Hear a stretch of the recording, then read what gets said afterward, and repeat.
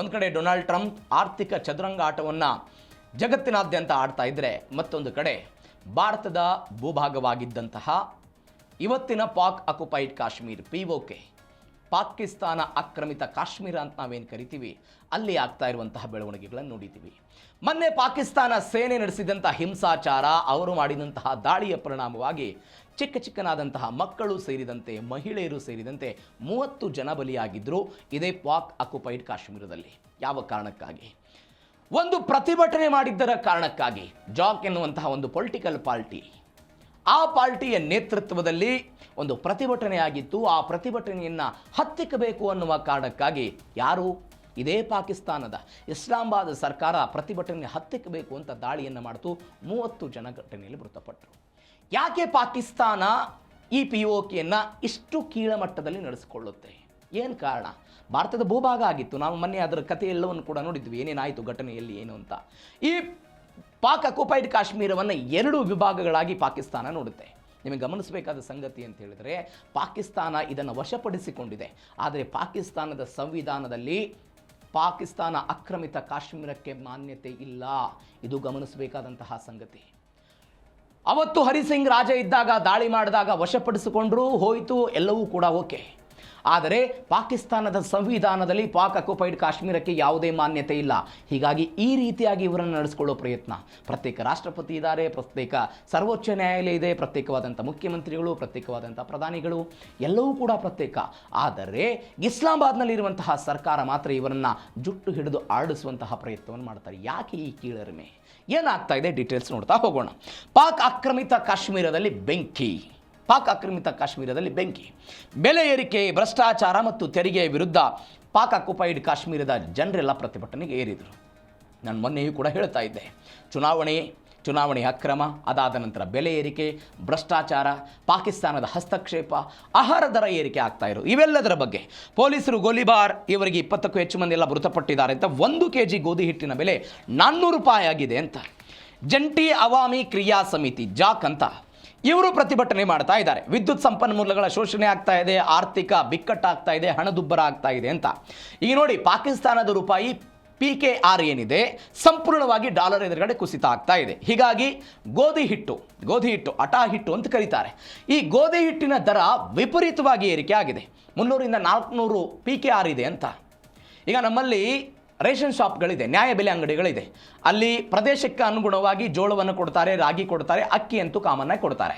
ಅದೇ ರೀತಿಯಾಗಿ ಪಾಕಿಸ್ತಾನದ ಈ POK ಪ್ರದೇಶದಲ್ಲೂ ಕೂಡ ಗೌರ್ಮೆಂಟ್ ಸಬ್ಸಿಡಿ ದರದಲ್ಲಿ ಈ ಕೇಂದ್ರಗಳ ಮುಖಾಂತರ ಒಂದೊಂದು kg ಗಟ್ಟಲೆ ಅವರಿಗೆ ಗೋಧಿ ಹಿಟ್ಟನ್ನು ಕೊಡ್ತಾರೆ. ಈ ಗೋಧಿ ಹಿಟ್ಟನ್ನು ಪಡೆದುಕೊಳ್ಳಬೇಕು ಅನ್ನೋ ಕಾರಣಕ್ಕಾಗಿ POK ಆ ಪ್ರದೇಶದಲ್ಲಿ ಕಿಲೋಮೀಟರ್ ಗಟ್ಟಲೆ ಕ್ಯೂ ಬಂದ್ಬಿಟ್ಟಿದೆ. ಯಾವ ಕಾರಣಕ್ಕಾಗಿ? 400 ರೂಪಾಯಿ 500 ರೂಪಾಯಿ kg ಆಗಿದೆ. ಈಗ ಪಾಕಿಸ್ತಾನ ಸರ್ಕಾರ ಏನು ಮಾಡುತ್ತೆ ಅಂತ ಹೇಳಿದರೆ, ಬೇರೆ ಬೇರೆ ದೇಶಗಳಿಂದ ಗೋಧಿಯನ್ನು ಖರೀದಿ ಮಾಡುತ್ತೆ. ಆ ಗೋಧಿಯನ್ನು ಖರೀದಿ ಮಾಡಿ ಗಿರಣಿ ಅಂಗಡಿಗಳಿರುತ್ತಲ್ಲ, ಆ ಗಿರಣಿ ಅಂಗಡಿಗಳಿಗೆ ಗೋಧಿಗಳನ್ನು ಕೊಡ್ತಾರೆ. ಆ ಗಿರಣಿ ಅಂಗಡಿಗಳು ಗೋಧಿಯನ್ನು ಹಿಟ್ಟಾಗಿ ಪರಿವರ್ತನೆ ಮಾಡುವ ಮುಖಾಂತರ ಅಲ್ಲಿಯ ಜನರಿಗೆ ಸರ್ಕಾರದ ಆದೇಶದಂತೆ ಸಬ್ಸಿಡಿ ದರದಲ್ಲಿ ಕೊಡ್ತಾ ಹೋಗ್ತಾರೆ. ಯಾಕೆ ಈ ಪರಿಪ್ರಮಾಣದಲ್ಲಿ ದರ ಏರಿಕೆ ಆಯಿತು? ನಾವು ಅನೇಕ ಬಾರಿ ನೋಡಿದ್ದೀವಿ. ಪಾಕಿಸ್ತಾನದ ಕತೆ ಹೆಂಗಾಗಿದೆ ಅಂತ ಹೇಳಿದ್ರೆ, IMFನಿಂದ ಸಾಲ ತರಬೇಕು, ಅಮೆರಿಕಾದಿಂದ ಸಾಲ ತರಬೇಕು, ಚೀನಾದಿಂದ ಸಾಲ ತರಬೇಕು. ಈಗ IMF ಏನು ಮಾಡಿದೆ, ನಾವು ಪಾಕಿಸ್ತಾನಕ್ಕೆ ಸಾಲ ಕೊಡಬೇಕು ಅಂತ ಹೇಳಿದರೆ ಪಾಕಿಸ್ತಾನ ತನ್ನ ದೇಶದಲ್ಲಿರುವಂಥ ಎಲ್ಲ ಸಬ್ಸಿಡಿ ಯೋಜನೆಗಳನ್ನು ಬಂದ್ ಮಾಡಬೇಕು ಅಂತ.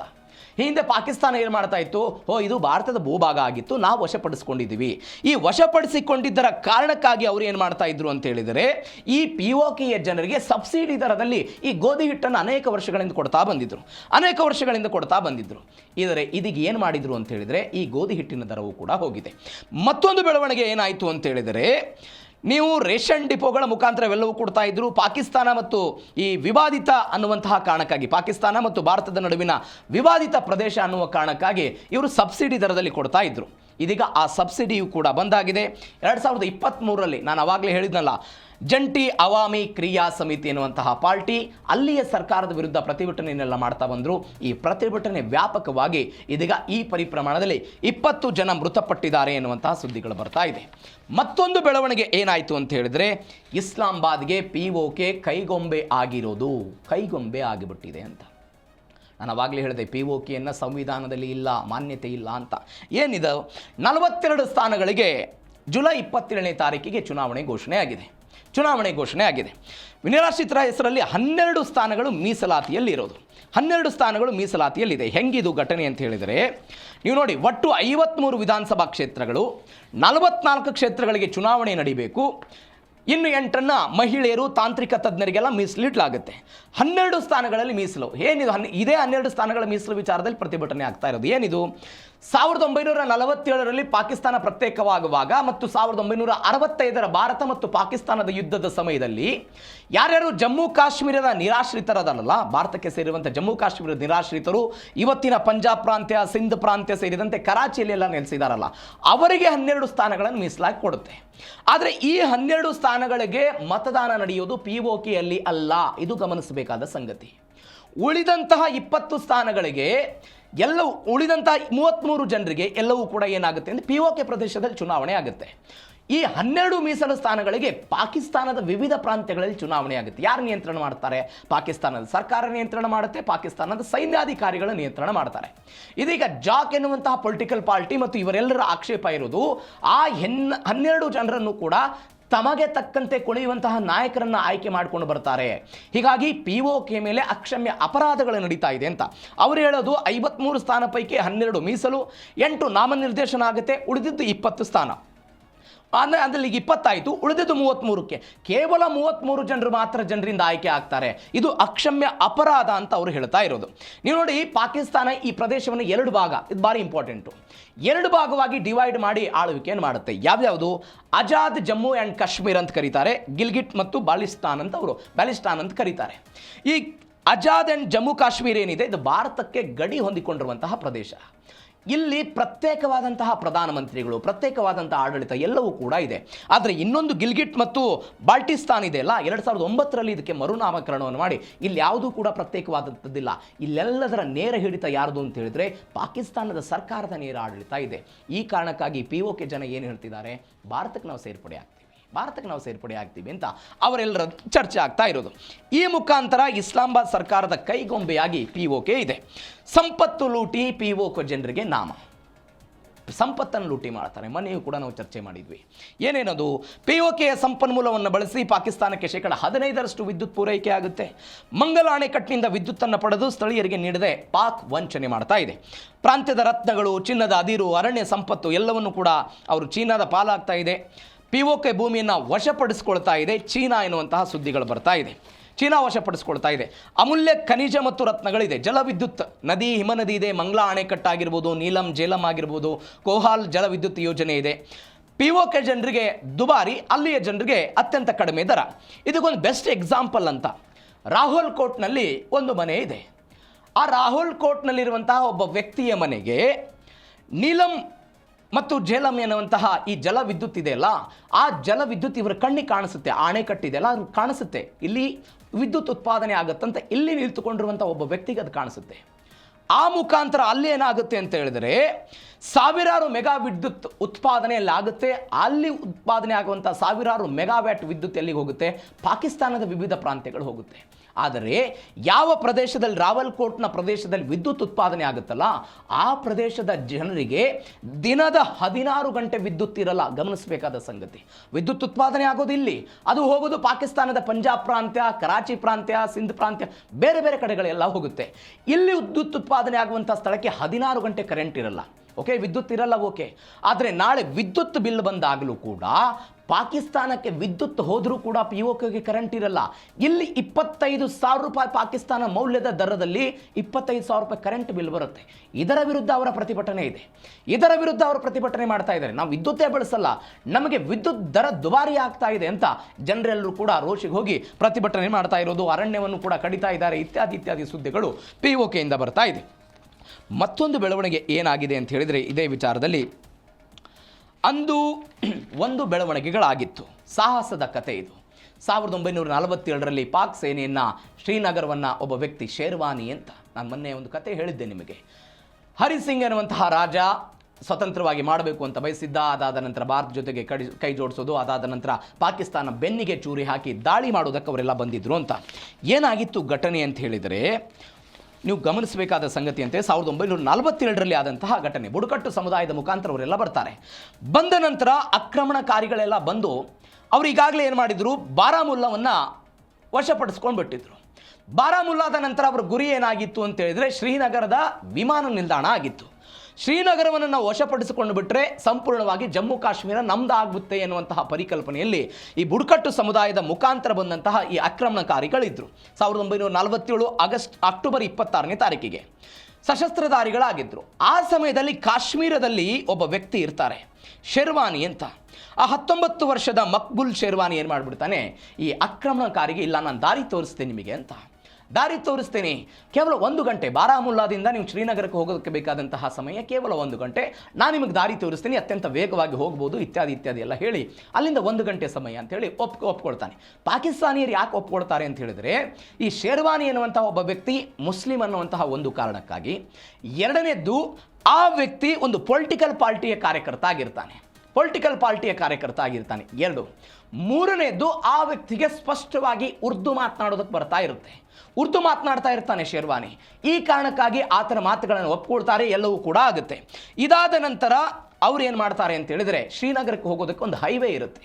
ಈ ಶೇರ್ವಾನಿ ಏನು ಮಾಡಿಬಿಡ್ತಾನೆ, ಭಾರತಕ್ಕೆ ಸಹಾಯ ಮಾಡಬೇಕಾಗಿತ್ತು ಆತ. ಶೇರ್ವಾನಿ ಏನು ಮಾಡಿಬಿಡ್ತಾನೆ, ಹೈವೇ ಮುಖಾಂತರ ಹೋಗುವ ಬದಲು ಹೈವೇದಿಂದ ವೆಹಿಕಲ್ಗಳನ್ನು ಕೆಳಗಿಳಿಸ್ತಾನೆ. ಕೆಳಗಿಳಿಸಿದ ನಂತರ ಈ ವ್ಯಕ್ತಿ ಒಂದು ದಾರಿಗೆ ಕರೆದುಕೊಂಡು ಹೋಗ್ತಾನೆ. ಮೇನ್ ರೋಡ್ ಹಾಕಿದ್ದಕ್ಕಿಂತಲೂ ಬದಲಾಗಿ ಸುವನ್ ವಲಯ ಅಂತ ಒಂದು ವಲಯ ಇರುತ್ತೆ. ಅತ್ಯಂತ ಕಡಿದಾದಂತಹ ಪ್ರದೇಶ ಅದು. ಸೇನಾ ವಾಹನಗಳು ಹೋಗೋದಕ್ಕೂ ಕೂಡ ಅಸಾಧ್ಯವಾಗಿರುವಂತಹ ಪ್ರದೇಶ.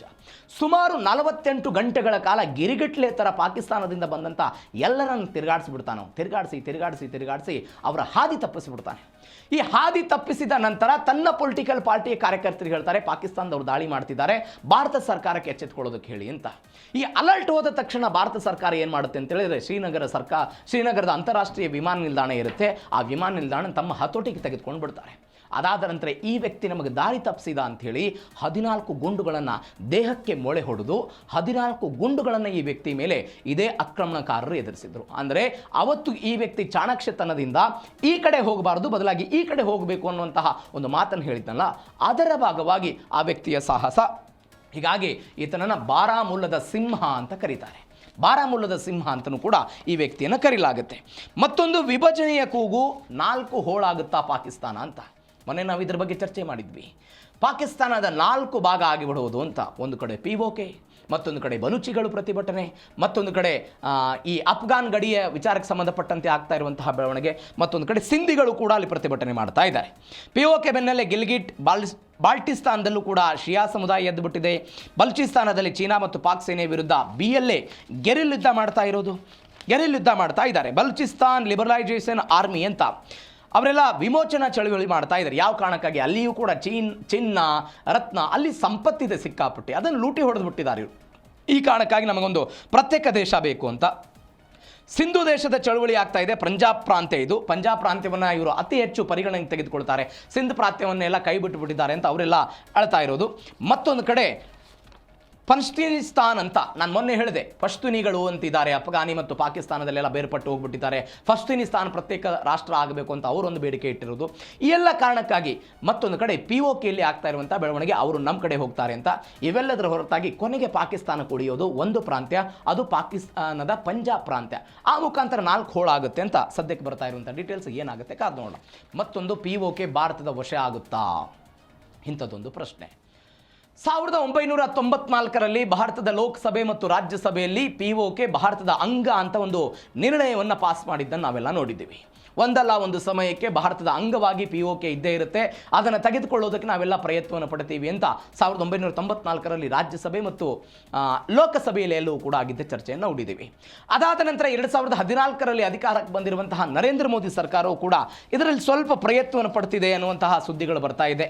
ನಿರ್ಣಯ ಆಗಿತ್ತು. ಆ ನಿರ್ಣಯದ ನಂತರ ಇದೀಗ ಸ್ವತಃ POK ಜನವು ಕೂಡ ನಾವು ಭಾರತಕ್ಕೆ ಸೇರ್ತೀವಿ ಅಂತ ಅಲ್ಲೆಲ್ಲ ಪೋಸ್ಟರ್ಗಳನ್ನು ಅಂಟಿಸ್ತಾ ಇರೋದು, ದೊಡ್ಡ ಮಟ್ಟದ ಪ್ರತಿಭಟನೆಗಳನ್ನು ಮಾಡ್ತಾ ಇರೋದು ಎಲ್ಲವೂ ಕೂಡ ಹೊರಬಾಗ್ತಾ ಇರೋದು. ಅಂದರೆ ಪಾಕಿಸ್ತಾನದ ಒಳಗಿರುವಂಥ ಆಂತರಿಕ ಕಲಹಗಳೇನಿದೆ ಅದು ಬಲೂಚಿಸ್ತಾನ್ ಲಿಬರಲೈಸೇಷನ್ ಆರ್ಮಿಯವರು ಬಲೂಚಿಸ್ತಾನ ಮಾಡಬೇಕು ಅಂತ, POK ಅವರು ಪಾಕಿಸ್ತಾನದ ಸರ್ಕಾರದ ವಿರುದ್ಧ ದೊಡ್ಡ ಮಟ್ಟದ ಪ್ರತಿಭಟನೆ. ನೀವು ನೋಡಿ, ಭಾರತ ಸರ್ಕಾರ ಈ ಜಮ್ಮು ಕಾಶ್ಮೀರ ಮತ್ತು POK ವಿಚಾರದಲ್ಲಿ ದೊಡ್ಡ ಮಟ್ಟದ ಒಂದು ದೃಢ ನಿರ್ಧಾರವನ್ನು ಮಾಡಿದೆ. ಜಗತ್ತಿನ ಯಾವುದೇ ದೇಶವೂ ಕೂಡ ಈ ಮಧ್ಯಸ್ಥಿಕೆ ವಿಚಾರದಲ್ಲಿ ಬರಬಾರದು ಅಂತ ಶಿಮ್ಲಾ ಒಪ್ಪಂದವನ್ನು ಮಾಡಿಕೊಂಡಿತ್ತು.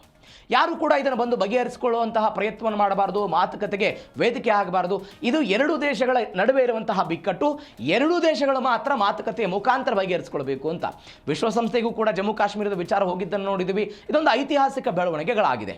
ಆದರೆ ಇದೀಗ POK ಮರಳಿ ಭಾರತಕ್ಕೆ ಬರುತ್ತಾ ಅನ್ನುವಂಥದ್ದೊಂದು ಯಕ್ಷ ಪ್ರಶ್ನೆ ಇದೆ.